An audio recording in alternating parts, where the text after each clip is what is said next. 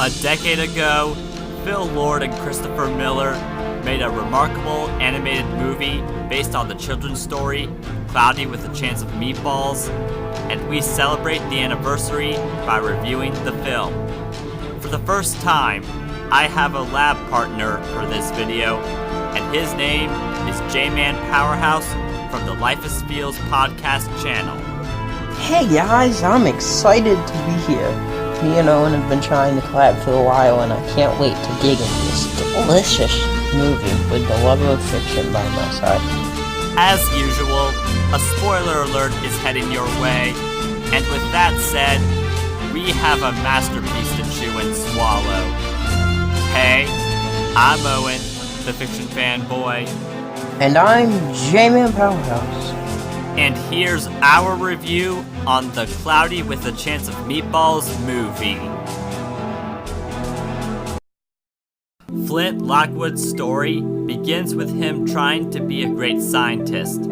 He wanted to solve the shoelace problem by using spray-on shoes, and that did fix the shoelace problem, but created a new problem. You can't get them off.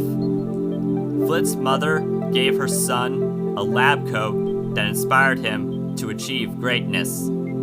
Eventually, because he has had his failures in his youth, but he then had an idea for a machine that could turn water into food so Swallow Falls can stop eating the super gross sardines. Unfortunately, the machine didn't work right away. Flint's dad, Tim, was not impressed with Flint's inventions. He wanted Flint to do more of his life and have a bigger goal. But Flint insisted that being an inventor is what he wanted to do. Flint talks about how it gives him joy being able to invent things. His dad, though, says that he wants Flint to work in the sardine shop. This is where Flint continues to say how he's going to continue to pursue his dream of being an inventor.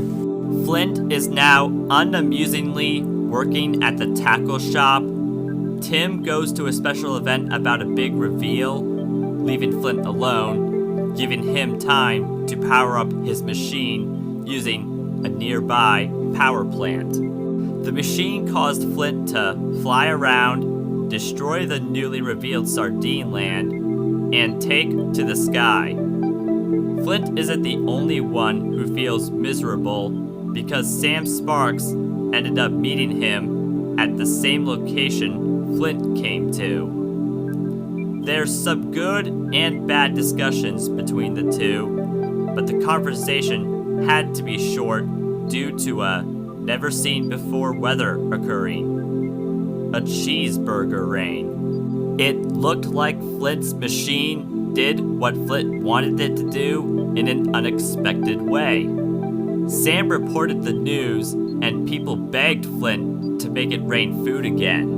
Tim made Flint swear that his invention wouldn't result in being a disaster, and when Sam and Manny are in Flint's lab for the first time, Flint started a communication system to communicate with the machine, the Flintstermiffer, so he can continue delivering food, breakfast, lunch, dinner, dessert, and snacks, started coming to the town to satisfy everyone's tummies.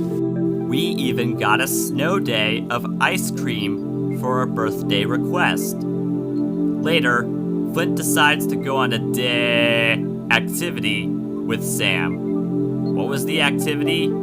Having fun inside a big yellow thing of Jell-O. When the fun was done, we learned a bit more about Sam and how she was a nerd just like Flint.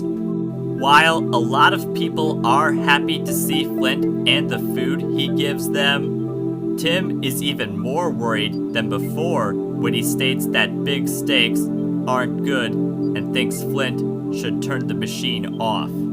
Flint started to realize that when he notices that the hot dogs are also large.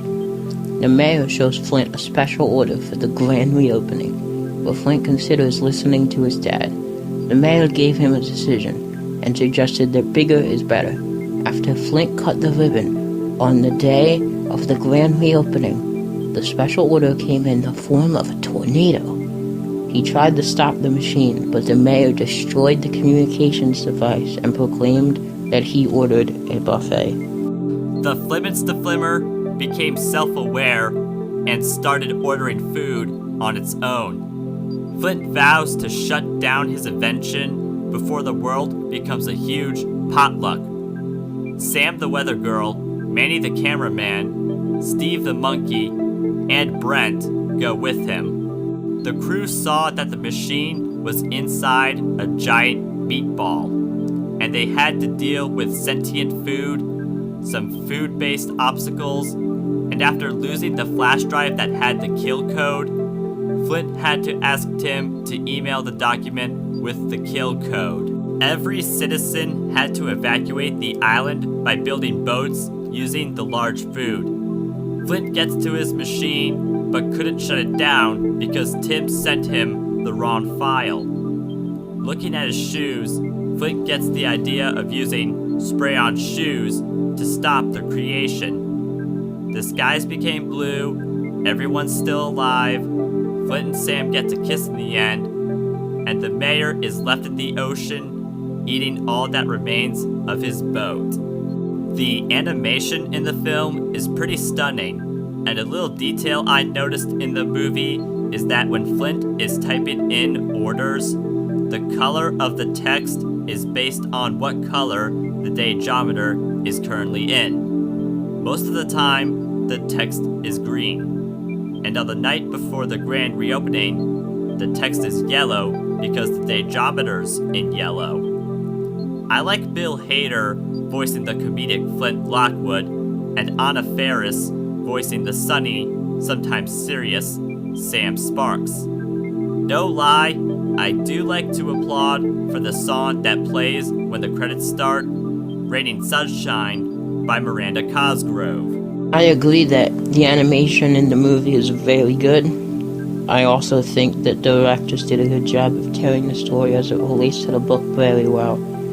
A con I have with the movie is that I wish that Sam and Flint could have had more time to show their connection. If I had a problem, the problem is the TV show messed up the timeline of the movie, and the show is nowhere near as good as this movie.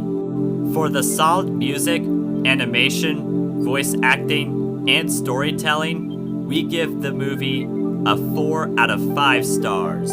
This is something we recommend watching every once in a while. In terms of a good book to film adaptation and a good Sony animated movie.